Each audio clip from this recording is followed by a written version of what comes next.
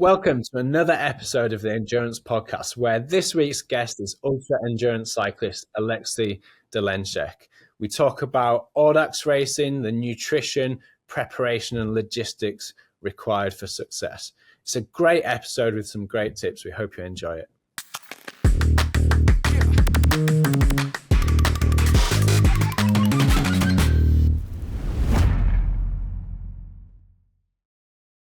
Welcome to another episode of the Endurance Podcast. I'm Alex Rhodes, your host, and as always, I've got my glamorous assistant, Dr. Tim Podlogar, with me. Good morning, Tim. How are you? Hey, doing good.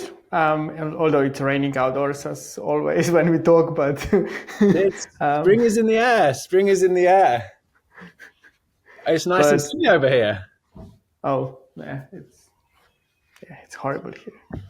But I kind of get more of a feeling of spring because certainly in the cycling calendar, cyclocross is finished. That's kind of the end of the winter in terms of cycling calendars, and starting to move to see some of the stage races are coming back. We've had Tour of UAE's going on right now whilst we're recording this. We had Tour Down Under, Alula Tour, so there's a few that are starting to come up, and to me that's always quite exciting because it feels like we're heading towards warmer weather, at least, even though they're in different countries.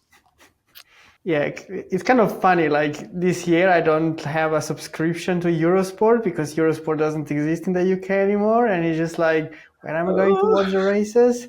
So I don't know. Like, yeah, I just don't follow the racing at the moment. I'm just most of the time in the lab or in the office writing up the old papers. So a bit boring. Yeah. But no, yeah. I completely appreciate it. I think sometimes I try and keep in tune with some of them as well. And sometimes I just kind of listen in as if it's like the radio, and probably get a glimpse of the winner or, something like that. But I had a question for you this morning, actually, and I was thinking about the stage races and about our guest today as well. What's the furthest you've ever ridden in let's say, in one go? I think it was Edstadlerad Marathon, which is 227k and 5,500 meters of elevation gain. That's probably like the longest in distance. But the elevation gain, I did some other rides that ended up being, I think, around 7k elevation meters up and down the Stelvio a few times. But yeah. And how long did it take you, and how was it? I think Edstadler was 7 hours, 19 minutes. I was just checking because I got a spot for this year's event. So I'm starting to get ready for this year. You're doing it again?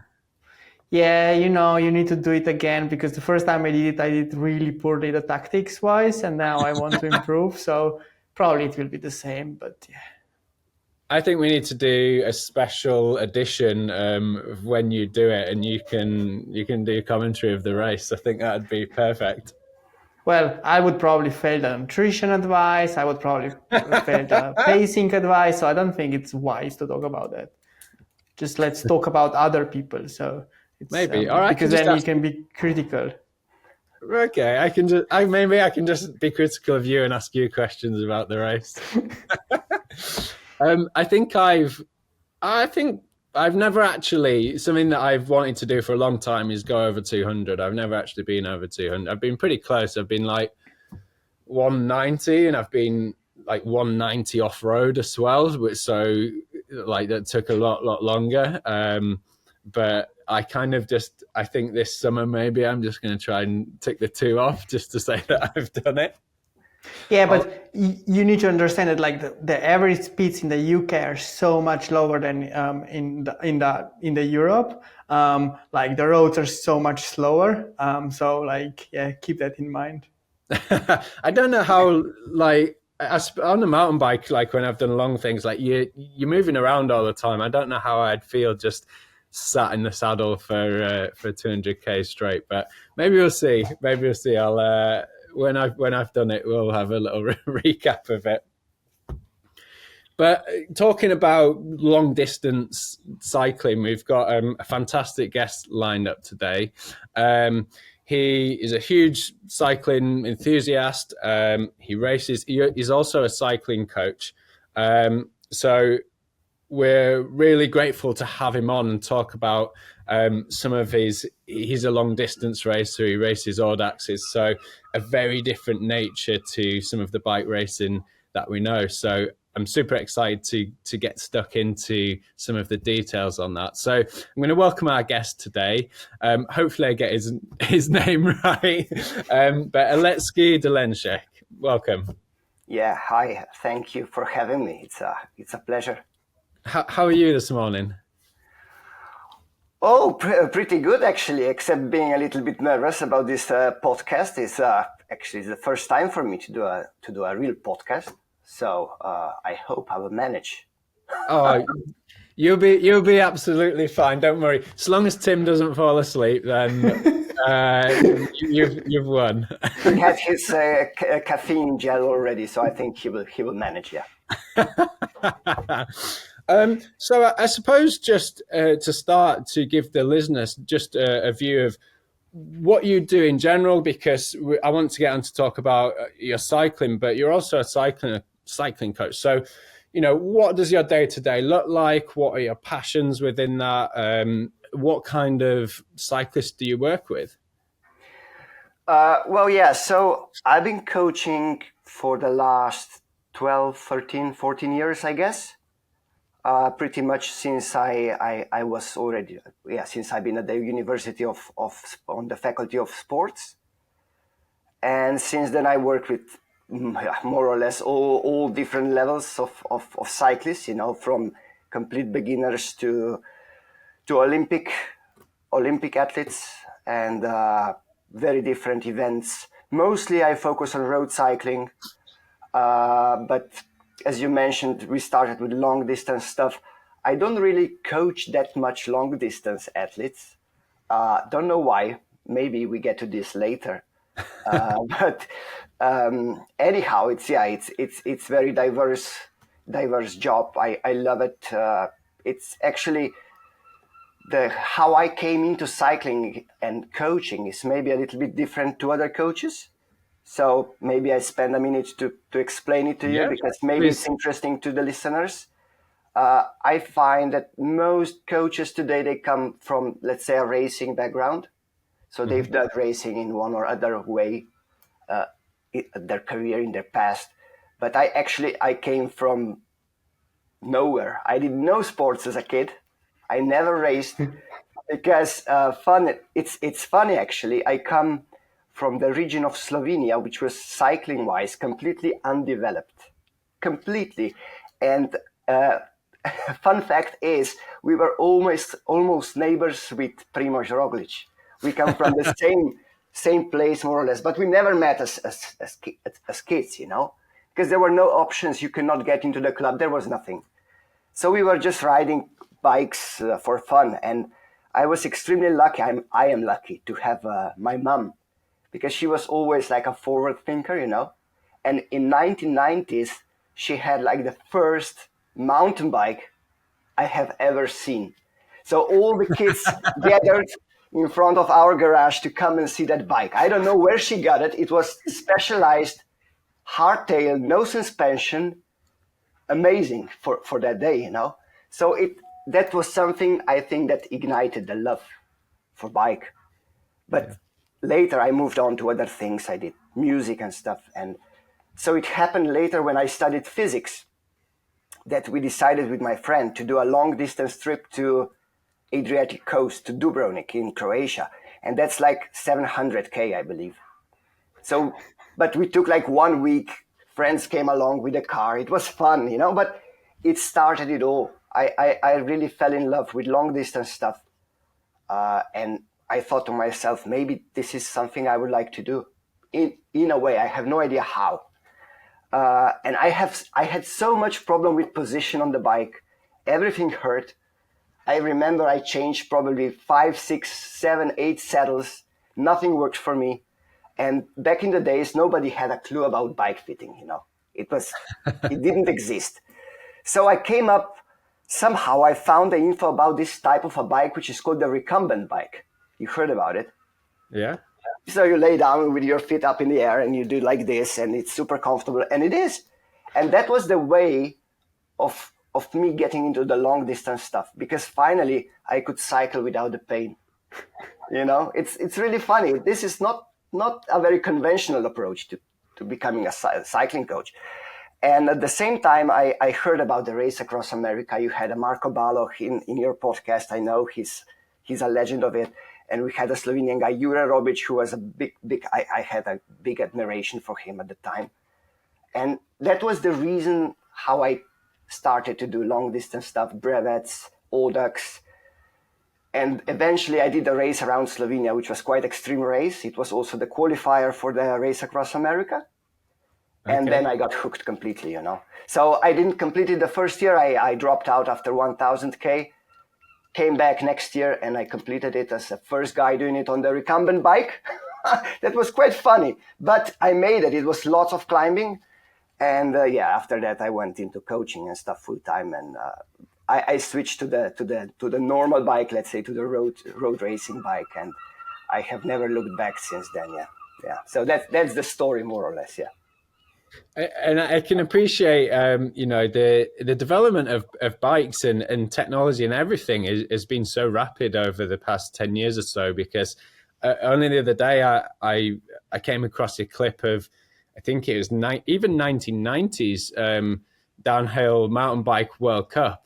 And you look at the bikes that they're on and, some are hardtail just with front, I don't even know what it'd be, 80, 100 mil suspension on the front, then they're just getting thrown about. It's so rough compared to what you see now. So you can just see the whole development, not only mountain bikes but road bikes as well, for comfort, saddle development, saddle changes, everything. So I'm glad that you found the love on the recumbent and then moved back onto the bike. Just to go back to where you grew up, and you said, it was around the region where Roglic was, but we know that Roglic was a ski jumper before a cyclist. Were you into any other, were there more popular sports around that region before that, or was it just not a lot of opportunity in general? No, because there were actually, as I said, there were no options. No options really. You could play handball, but I was never into team sports. Somehow I cannot have a grip on the ball, I guess. So nothing really. So it was, that was my start. And when you mentioned the development of cycling technology, how we improve the comfort and so on, I actually found the right saddle much later when I worked with Dr. Fonda. He's an expert in the biomechanics. So I was really lucky to meet him during my studies, and we worked together for quite some years. And it was actually then when I first found the comfort on the road bike. So I think that, the development in the bike fitting, it's really important if you want to do the long distance stuff. So, completely, because I will get into some of the details of what that is. But I suppose for some of the listeners, when we say long distance cycling, long distance events, we typically call them AUDAXes. And please correct me if I'm wrong, because I don't necessarily operate in that world, although I've worked with a few people. But really, it's just an A to B race, and you go under your own steam. You have to organize your own logistics, carry your own food. So very different to a typical bike race or a sportif where there'll be aid stations. So from your perspective, there might be a bit more information there, but if you could just explain what your type of typical events or races look like. So I don't race that much, actually. I have done race or I mean, in essence, these days the long distance cycling is more. I think it's more related to non-competitive. It's like a personal challenge. Also, the race. The event we're going to talk about later, they always say, the organizer will always say, this is not a race, but this is more, it has to do with all the legislation and the legal stuff, because the roads are open, you have traffic. And just to be to be extra careful, they are not trying to use the word race to describe it. But basically it's self-supported event, non-stop event. It means in general, if you want to do the kind of a competitive tempo speed, you will not take long breaks, you will not rest, you will not sleep. And if you ask me, the definition is you should do at least 200. Some other people would say you need to ride at least one full night to qualify event that's like a long distance event. Yeah, that's basically it. And now this is also changing the long distance cycling. I think it's picking up really a lot of newcomers. New people are coming into the sport, and it's becoming more and more competitive. Speeds are getting higher, and also the events you have on the calendar are more and more interesting. They're trying to introduce more of the quality into the field, not just like adventure. Of course, the main thing is to do something which is memorable, something memorable for you. But on the other hand, you have lots of very, very good riders, and they are taking stuff very seriously. All this, yeah. Yeah, and I don't know. You mentioned there with it picking up. I certainly noticed a movement. I would say through and post COVID, and I don't know if that was similar in Europe. And I think there was this point in time where people were having to ride solo. Cafes and stops and things weren't open, and people got a lot more into that self-supported mindset. And certainly in the UK, I recognised that it was becoming a lot more popular. So was that similar in Europe as well? I think so. Yeah, I would say it was the same everywhere, huh? And but also it has to do with the marketing of the big bike brands. They kind of they found a niche market here, and it's like I said, it's picking up, and I think they are investing a lot into this, sponsoring events, sponsoring athletes, and yeah. I think it's a good approach if you want to popularize the long distance cycling, because if you remember, this type of cycling is kind of a back to the roots, because this is how the road cycling started. I think it was in 80s, 60s, you had this race Brest Paris, which is still being organized today. It's like the cycling event with the longest history, and that event started the idea of Tour de France. So back in the days, the racing was only long distance, not like today when we have all this short stuff and time trials and etc. So it's back to the roots, if you ask me. Yeah, excellent. And you've just been out to the Canary Islands because you've just taken part in I'm going to try and pronounce it again, the GranGuanche, which I understand there's a few different formats of that, but if you could just tell us, what that was, because I had a look at the route, and you start at the top of Lanzarote, make your way through, and then you hop the islands. So you go from Lanzarote down through Fuerteventura, Gran Canaria, which has some fantastic cycling. You've got Tenerife, where you've got Mount Teed, and then you finish in La Palma. La Gomera, right? On La Gomera. Okay, so tell us about that. Yeah, well, I mean, the first time when I found the event somewhere, I have no idea. Maybe on Instagram, no idea. I was thinking, man, this is hard, because I know Canary Islands. I've been to Tenerife and to Gran Canaria many times, and it's serious cycling. You have big climbs. It's like you can compare to the biggest climbs in Europe or whatever. It's quite barren in its nature as well, isn't it? There's, it's a lot of volcanic rock. So surely, yeah. So you have the archipelago of Canary Islands is all volcanic, yeah. So you have mountains that go up to above 2,000, yeah. So like you mentioned, on Tenerife, you have the highest peak, 3,700 meters, yeah.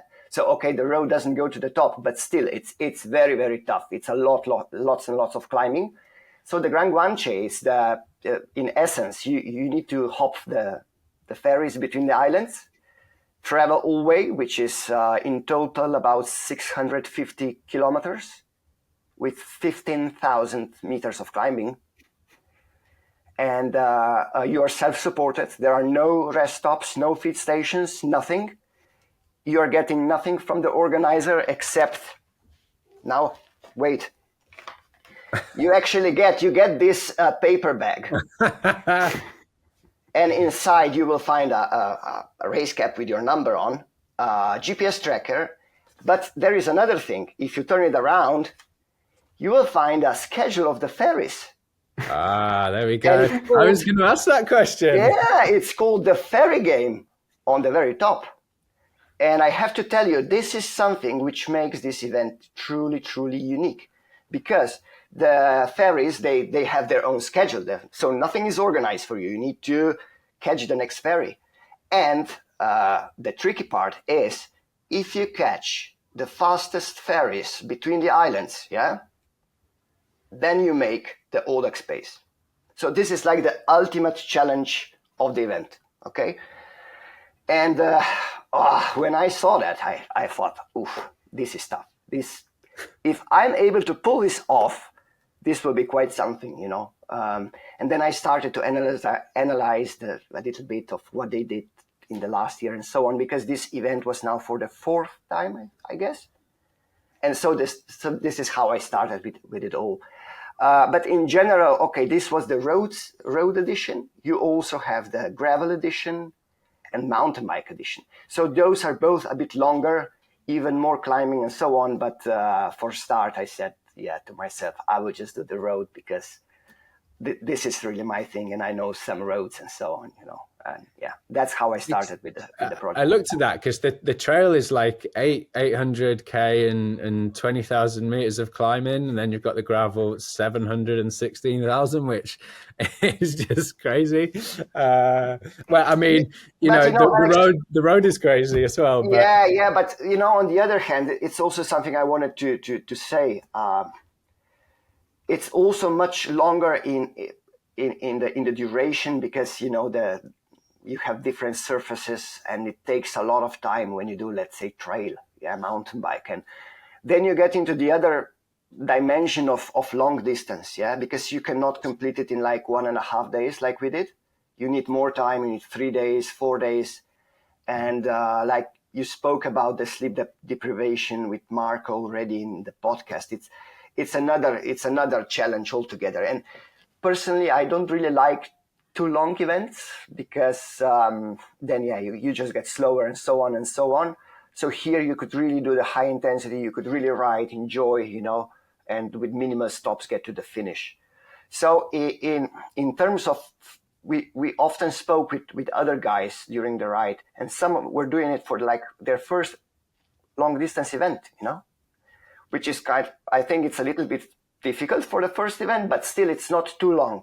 Maybe now when you think about it, you said your longest ride was less than 200K, and you think, 600, that's really hard. But on the other hand, it's not too long. So it can be done. And I met guys who have done it now, and it was their first ultra, and they didn't really suffer that much, I think. And a question that I did have when I was looking at reading up on it as well was, because you get an overall time from A to B, and you know that's the point of some people stopping, and you know whether you want to rest or not, you can get to the finish quicker and have a bigger rest. But so with the ferry schedule, is the ferry time included in your overall time, or do you have a checkpoint at the ferry terminal and then you know that is kind of scrubbed off your transit time, or no. Is it just when you set off and when you finish? It's everything is included. Yeah. So the finish time of the, I don't know, the winner was 35 hours. It's with all the stops and all the ferries and everything. Yeah. And you weren't far behind, right? No, actually not that much. Yeah. So where what was your time, and whereabouts did you place? So just I would like to just say it once more, because it's a little bit different event that you may think at first, So the total time, it's not so important. What is really important is that you catch the last ferry. Because when you catch it, the last ferry, you make the Audax. So in a way, it doesn't matter what happens on the last island. Okay. Because if you're able to reach the last island on time, you made the Audax. And then you do the last loop, which is quite hard actually, but you can race it if you want for the overall standings. But on the other hand, this is more of a prestige, you know. So for me, the biggest challenge was just to make the Audax, to reach the last ferry with a group, and then to just relax, enjoy, and say, we did it, we are here, we are alive, and we had a wonderful experience. Yeah. So I hope that clarifies a little bit the idea behind the event. Yeah. And I think I do get that. I think I use those words a bit loosely because I operate in the world of competitive cycling, and I have worked with, you know, some athletes who have been at Badlands and a few other Audaxes over here, and I do appreciate that it is very much about that journey and the experiences that you have along the way as well. And yeah, there will be people out there to try and get fastest known times and things like that, but I do appreciate that part of the sport very much, for sure. Do you fancy doing it, Tim? Well, I don't know, because last year in the summer I did like an overnight race, but it was like in groups, so I was like sleeping in between and others were riding, and it was kind of fun. Like, it was in Switzerland, it was in the middle of the night, and it was raining all the time, but it was still fun.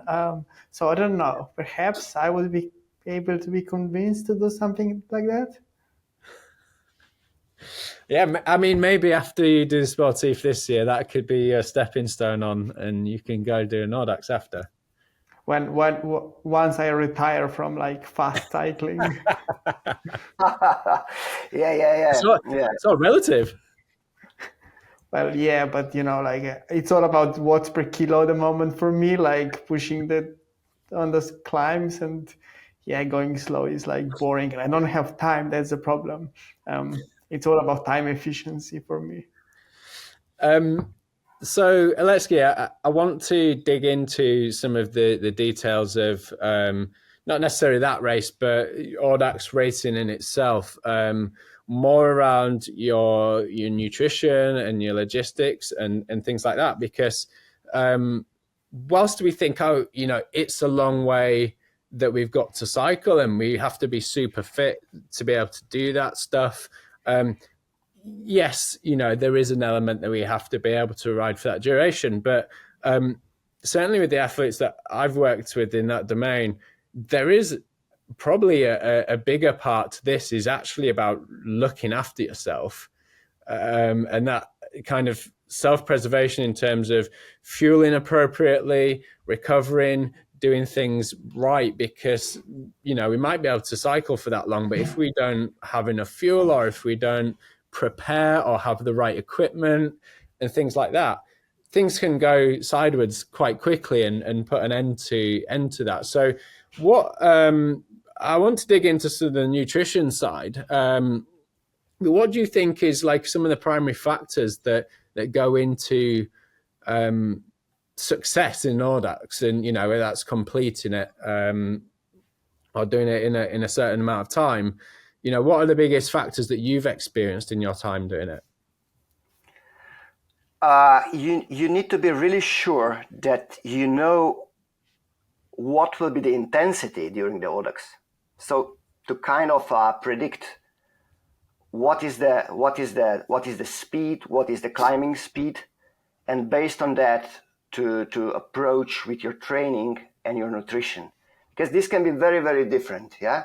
So if I go back to GranGuanche, for me it was one of the most intensive long distance stuff because of the format, because you have all those stages. You rest a little bit in between on the ferry. Okay, you won't have any sleep, but still you can sit down for 1.5 hours, 2 hours, eat something, and then go on again. So this changes the approach for myself. I changed the approach of training, let's say. Yeah. So I increased the intensity, and I also increased the amounts of carbs I ingested during my training, and of course during the AUDAX, because if you change something only for the AUDAX, this will be a big mistake, yeah. As Tim, and also you can definitely say it's like that, yeah. So and then you have the third part of the puzzle, which is the gear. Huh? You need to carry all the stuff with you, so be sure that you know how to use that gear. If you're carrying something with you which you never use, like CO2 inflator, or I don't know what, I'm making this up, just don't take it, yeah. Don't take it. And then you have the fourth part of the puzzle, which is the mental part. And any of those parts is like, it's equal. You cannot say training, oh, if you just train and forget about other things, you will make it. You won't make it, you know? And it's the same about the mental part. If you are not thinking about how you're gonna approach mentally during the certain part of the AUDAX, or what you're going to do if you're not feeling well, or what you're going to do if you have a technical and so on. You need to kind of visualize what can happen and how you will solve the problem, how will you get over it, how will you feel about it. Because I have seen guys who just, you know, who just freak out. They are not mentally prepared that something can go wrong. For instance, you can have the saddle sores. Anybody can have saddle sores. You never have them during training, but then at the AUDAX it can happen. So if you, like you said, if you know how to take care of yourself, if you have some experience, if you have trained for it, then it's, of course, it's very easy. But for a newcomer, this is very tough. So it helps if you have a kind of a mentor maybe, or if you speak with others who are doing this for many years, because some things, you know, can be solved very simply and quickly. But if you don't know, I have many stories which happened during the AUDAX in GranGuanche, and we solve them like, you know, like what would MacGyver do? And you do it, and it works, and you go on. But it's true. It's not the time to do scientific analysis. What is going on? You need to act quickly. And I imagine you've probably refined that from the first one that you did, you know, and how different was that until now? Because again, I've spectated and I've worked with a number of athletes. Like a typical one's long distance triathlon, which I've observed, and you look at people who are perhaps doing the longer stuff for the first time, and pockets are full of things, and there's different clothing and all kinds of stuff that, you know, X amount of races down the line, it's like, yeah, we really don't need those. So what was it like going from the first to where you're at now in terms of that? I've done all the mistakes. I could write a book on mistakes in long distance cycling. I confess, seriously. So it's it's actually funny when I think back to my first 200K. Like you said, too much food, too much intake too fast, too low intensity for the intake, not the right amount of carbs and fats and everything, inappropriate clothing which is not appropriate for rain and cold, like Tim experienced last year in Switzerland. If you don't have the gear for this type of event, you won't make it. I tell you, because I scratched from the race because of the hypothermia, and it's not fun. It's not fun. So yeah, I have seen guys, on the other hand, I have seen guys like they have the equipment for tens and thousands of euro. This is now very common. I have to admit that my bike was probably among the cheapest bikes on the start line of the AUDAX. And also I'm not carrying anything like super expensive and so on. But, you know, it's about how you use the tools. It's not about the tool itself. And when you mentioned how much the cycling improved, the technology improved, I don't think if it has improved that much in this context, you know, of the long distance stuff. So, for instance, I was still using the rim brakes on my bike and so on. You know, it's more about how you use it instead of what you are using. Still very purist of a sport, isn't it? Yeah, in a way. So I want to ask I want to move on to the nutrition side now and dig into some of that. But I actually want to throw a question at Tim before we do this, because I'm interested about practical applications of these things. So, Tim, my question here is what would you, I suppose, from a theoretical or, you know, from a scientifically informed perspective, what would we be looking to focus on in terms of nutrition for this kind of type of race, this kind of distance? I think it's a really tough question because we don't really, like, from the literature, like nothing goes beyond like 5 hours.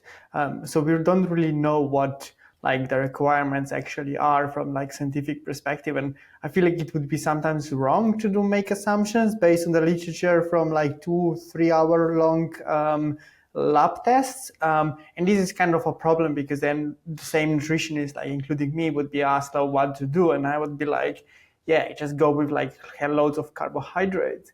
But then at the same time, you should be like, is this actually going to work for like such a long duration? Like, do you want some other nutrients? Because everyone is so obsessed just about carbohydrates. So I'm not pretty sure. And like, I remember I did a talk on like ultra endurance nutrition a couple of years ago on a conference.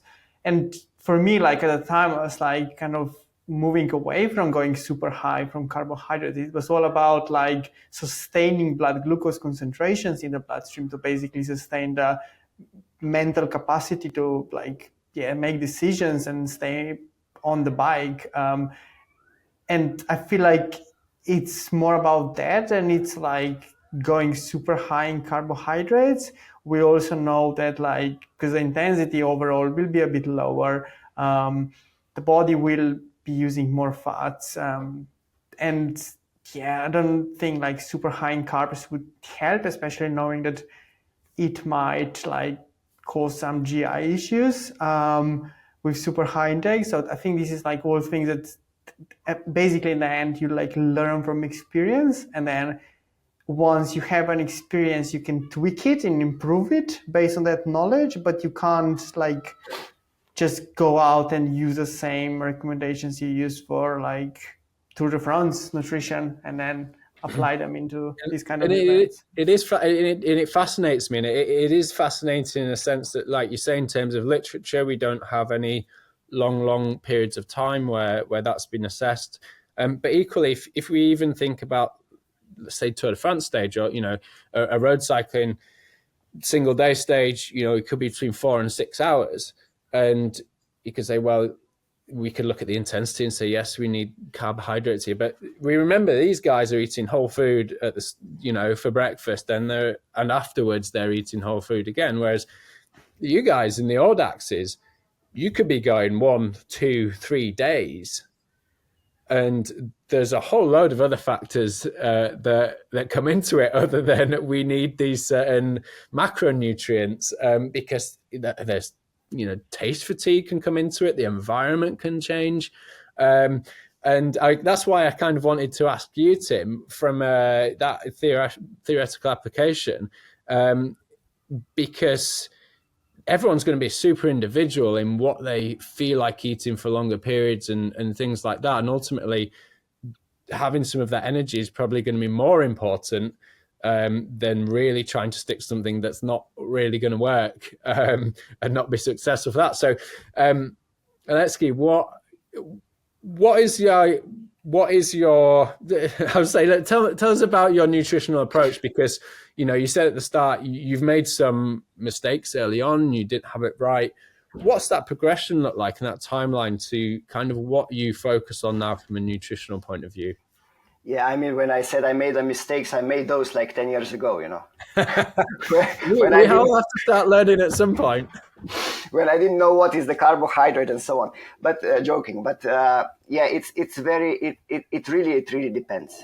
Even during the GranGuanche event, it really depends, because you can be between 7 guys out of 100 at the start line, yeah, who are doing this in 36 hours. Okay, so I was one of those guys. So I had to ingest more carbohydrates. There was no time. So for instance, I almost ate no normal food. during the event. I only relied on the bars, gels, and energy drinks. So I maybe had like 2 sandwiches on ferries, and we ate a bowl of pasta in the first night. That was it. But all the rest I carried with me, just because it's also at the AUDAX, sometimes you don't have the availability. Yeah. So for instance, on the third island, on the Gran Canaria, we rode overnight. You go over the volcano, there is nothing. There are no bars, no shops, no petrol stations, nothing. So you need to carry all the water and all the things you're gonna need and eat. And we seen one of the guys in the first group who he just collapsed because he was out of energy, out of water, and so on. Yeah. So, but let me go back. So if you are doing something like relatively fast, it's completely different to the last guy. I wrote it down here. So we needed 36 hours and he needed 143 hours for the same route. That's a long time.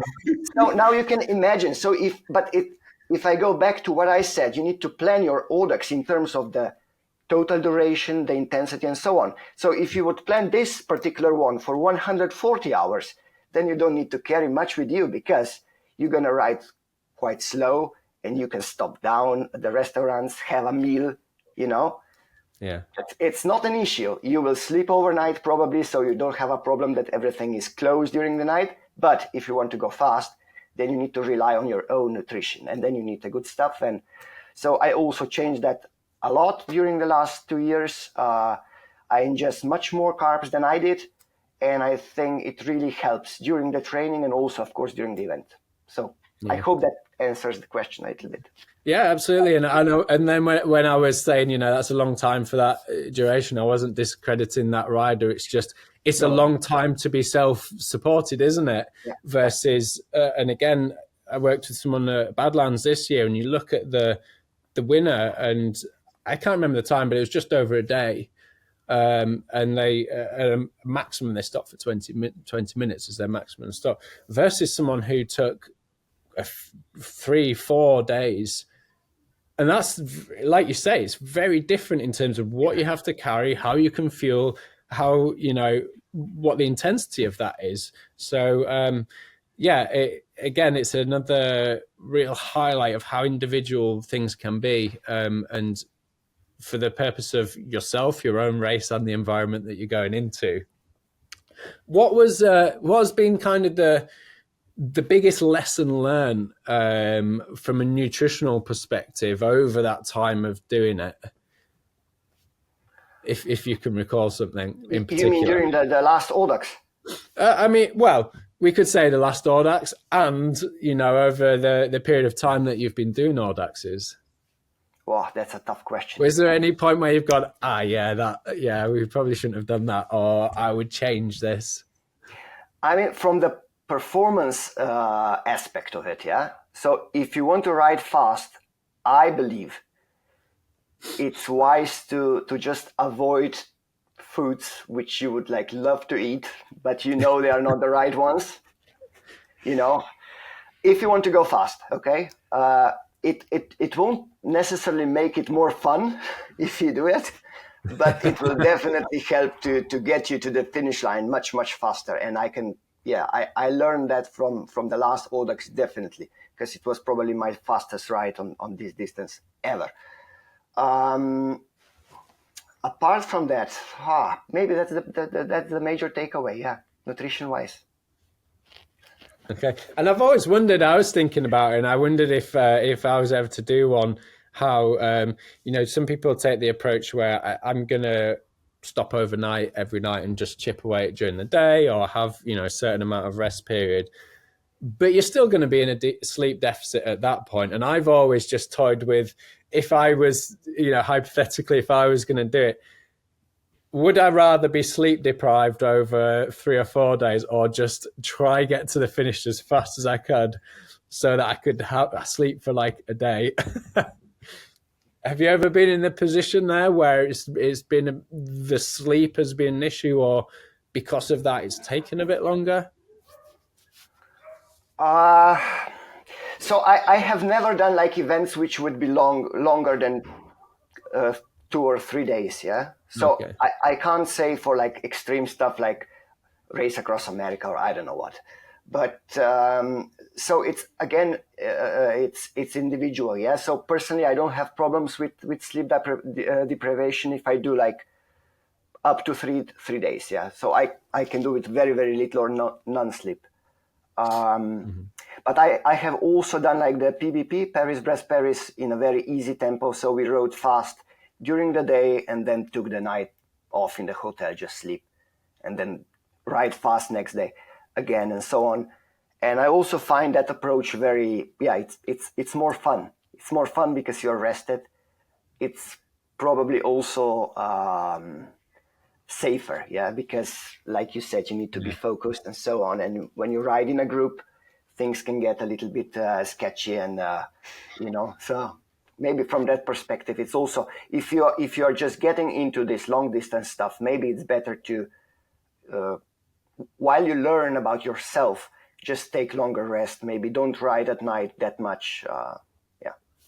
And do you, it leads nicely on to my next question in terms, do you strategically use things like the use of caffeine at certain times? Like, do you plan that in terms of your race plan, or do you just time it at certain points where it's like, I know that I'm going to need it at this point, or I'm feeling like this? How do you use that strategically? Yeah, I do. So I try to avoid too much consumption of caffeine before the event, which is not easy because I love coffee, but just a little bit less, And also during the race, I try to keep the gels with caffeine, let's say, for the later in the race. So for instance, on GranGuanche, I use them on the Gran Canaria at night. The first time I used maybe one, but I was not struggling with sleepiness, no, so it was not a problem. I used more of the caffeine stuff on the Tenerife when you have to climb the high elevation and you're really in a hurry because you need to catch that last boat, and so for me it helps. So maybe it's in terms of planning the nutrition. If you plan really closely, then you can end up like I did. So I was one gel short on the top of the volcano on the Tenerife, because what happened was there was a roadblock, and they cut the huge tree in front of us. And the tree came down, and we had to wait for like 20 minutes before they let us go. Oh, no. And it was so stressful, and also I was running out of all of the nutrition because I planned everything to the top.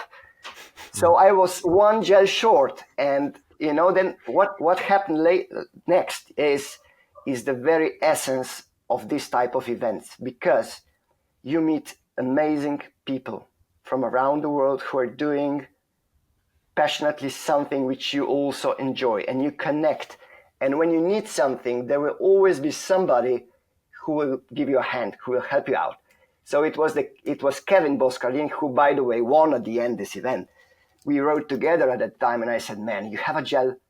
He said, Sure. He gave me a gel. It was his last gel. It was his last gel, but he didn't need it. And later on the boat, he told me, that was not my gel. And I'm saying, what? He said, I got it from another guy. It happens that other guy, he was not even the part of the event. Okay, maybe this is not like according to the rules, but it doesn't matter. That guy was the ex-Formula 1 racer who was riding with us on the top of the volcano, and he gave the gel to the winner of this event, and he gave it to me. So that's why I managed to catch the boat. It's so many of these stories, and this is the reason why you do this type of events. If you ask me, it's not just about the credits and the leaderboards and the timings and who is winning. It at the end of the day, this is what is included in the bag. It's nothing inside. Look, nothing, but it's a lot of lifetime memories. It's inside.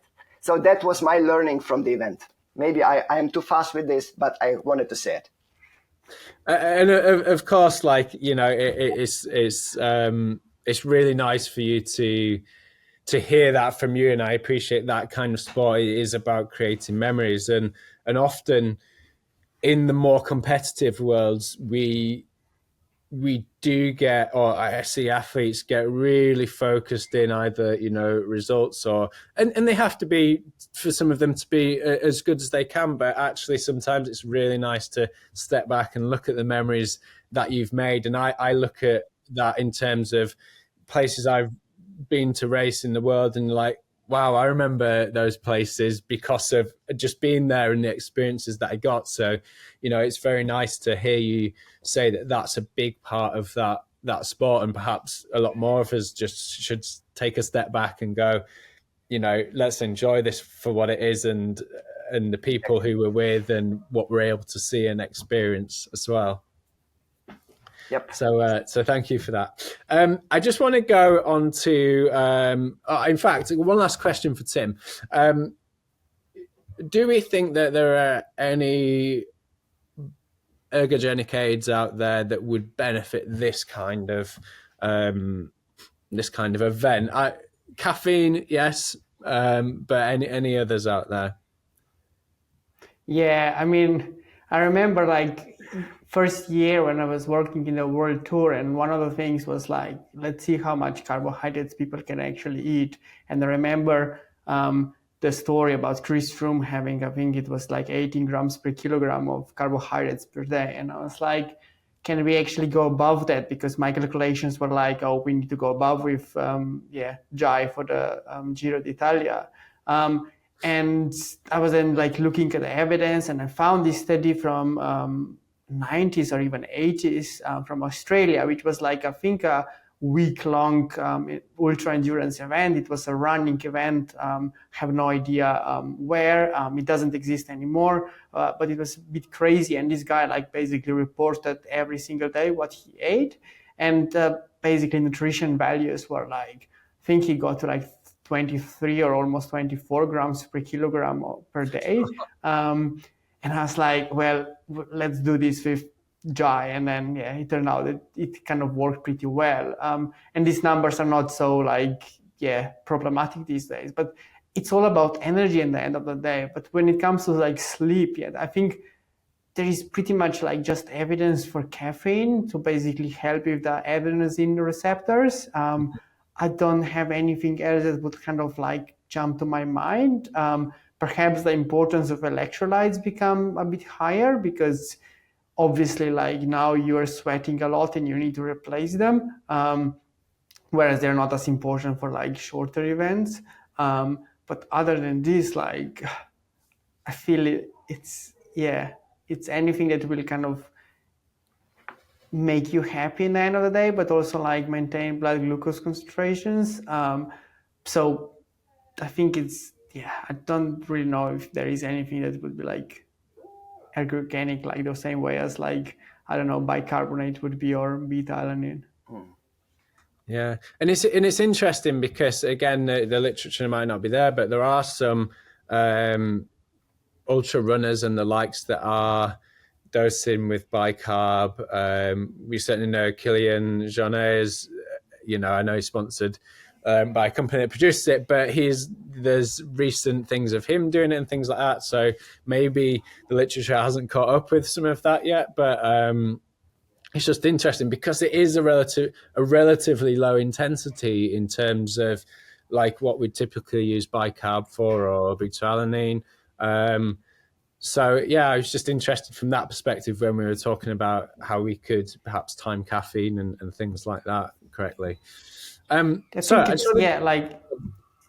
I go, like try to continue, like it's kind of interesting that like we get these reports and these case studies published, and they're just like a practice, like what people do. It doesn't like say that this is the best. And even though people might want the race, it doesn't mean that they did the right thing or the most optimal thing. So still, I kind of always take these kind of reports with a pinch of salt, even though they come from like super well-known athletes. And like sodium bicarbonate, for instance, I really don't believe it would help in a such event. But sodium, like usually you focus on bicarbonate, in this case, sodium can actually help with a hydration perspective. Because if you have other products that don't contain any sodium, but perhaps this is the source of sodium you have, or basically there is no effect whatsoever, and this person is just like great for marketing perspectives to the company. So, like, it's really like you need to be kind of really careful when you kind of see and hear such advice. And of course, we need to understand the context in which it was used as well, because, like, for example, what we did there with, Kilian and ultra distance running, well, he may have strategically used it because he knows there's a super hard, long climb that he's going to go 100% up to win that race. And there might be a small chance that could aid him in that part of the race. So not necessarily, right, I'm an ultra runner, this is what I need to take. And I imagine that's very much, Aleksej, in the sense that it's very individual in how you approach it in terms of how fast you're going to go, what the course looks like, what the environment looks like. Yep. Yeah. And so, also I find it from experience, many people are doing long distance running or cycling, whatever, and they are lacking a little bit of preparation, general preparation, because you need to know you will spend lots and lots of hours doing this activity. So if you're not fit for it, you will suffer, yeah? So, and people have lots of knee pain, lots of other pain everywhere, in neck, in their lower back, and so on. And I think a lot can be done with a good preparation, instead of packing painkillers with you, because it's tough when it happens, and when you're not prepared, it's too late. So I also changed a lot of my training based on my experiences. I had lots of knee pain, lots of pain everywhere in general, but now I have none. And I believe it comes down to good training, proper nutrition. I also think you don't need super fancy additives, super fancy extra, I don't know what products, if you have the basics right, yeah? So the foundation. Thank you. I just want to go and finish off with a quick Q&A on your experience as well. So we don't necessarily need to stay too long, but there's some fun questions here that I hope will give our listeners some insights. But to start with, you've been doing this over 10 years. What's your most favorite place that you've either ridden in or continue to ride in?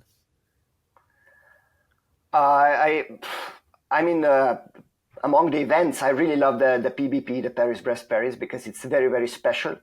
So if you're thinking about it, do it. It's very, very different because of the people, again.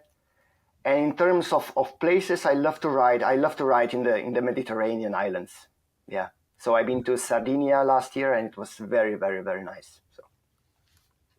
So. Do you prefer short and steep climbs or long and gentle climbs? All, as long as it going up. So you like the climbs? I love climbing. I like the descent. 60 kilos. Because you're a coach too, do you prefer racing yourself, or do you prefer preparing athletes for events, races, or are they equal? I don't have much time to race on my own that much, so I don't know what to say. I love both, yeah, but those are different challenges for me, actually. Yeah, I can reciprocate. I get different feelings from athletes achieving versus yourself preparing for something as well. What do you prefer in terms of conditions? Do you prefer hot or cold? Cold is not for me, definitely. I'm too skinny, I guess. But I spend a lot of time to somehow be better in cold, and it also can be done, but it's not fun. So I prefer hot. It's not for Tim either, as he's experienced in the time he's been living in the UK. No, I hate cold weather.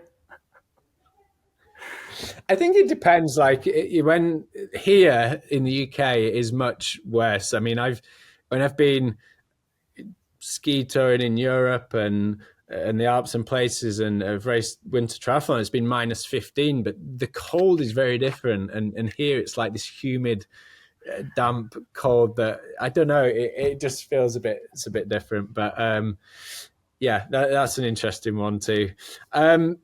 What is your favorite part of being a cycle coach? It's about relationships, really.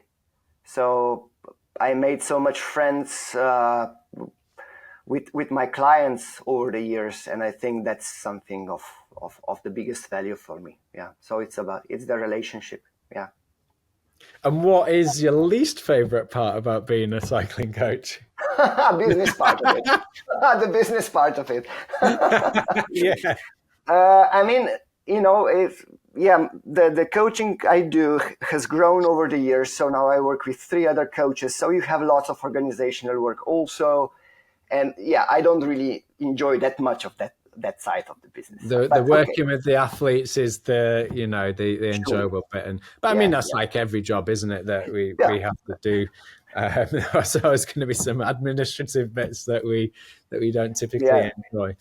And just to finish off, if for the listeners out there, if they're thinking they want to get into long distance cycling, they want to have a go at an Audax, some might already be in there, but what are your 3 top tips for the listeners out there that that either want to experience or want to get into it a little bit more seriously?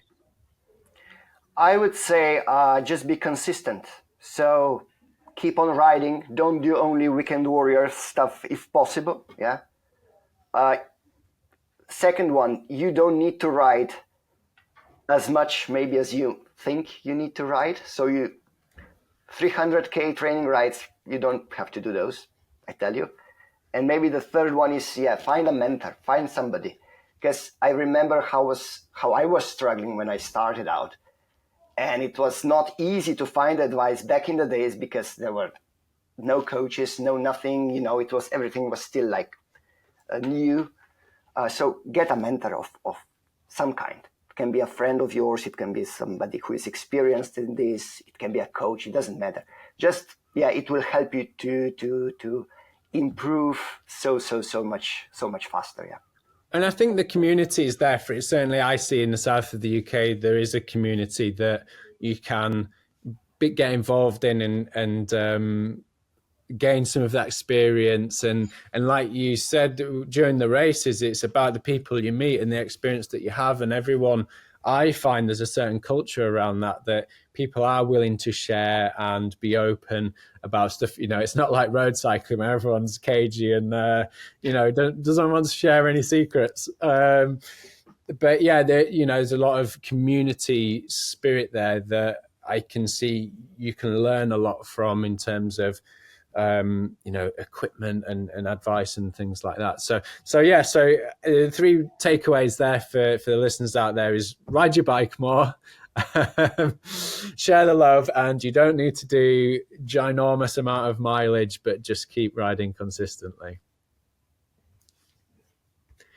Well, it's been an absolute pleasure to have you on, Aleksej. So thank you for coming on. And it's just opened up an insight to a whole new world of cycling and what it really kind of means that, it's not the be all and end all of results and competition and racing that we can often get